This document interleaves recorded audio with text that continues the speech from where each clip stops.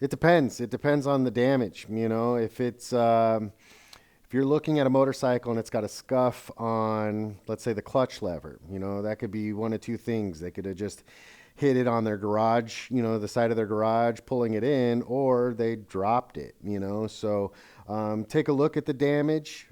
When you're looking at the side of a motorcycle, if a bike's been down and hasn't had the things replaced, there's tall tale signs of whether or not it's been. So, you know, your turn signals, the bottoms of the engine case, highway bars, foot controls, clutch lever, mirror, all of those things, if it's been down, might have been touched and should have a scuff on it.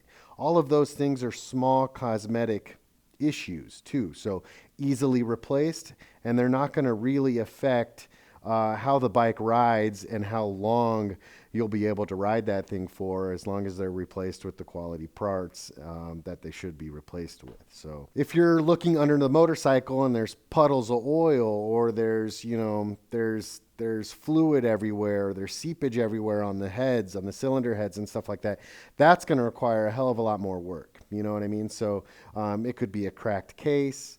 It could be, broken cylinders and stuff like that. So those are going to be a little bit more important outside of replacing a clutch lever or a brake lever. And quite frankly, depending on what the bike is, I'm probably not buying those, right? So if it's small cosmetic issues, maybe, bent lever or something like that, I'd be comfortable with doing that if the price was still okay, or they're willing to throw a clutch lever in to replace it.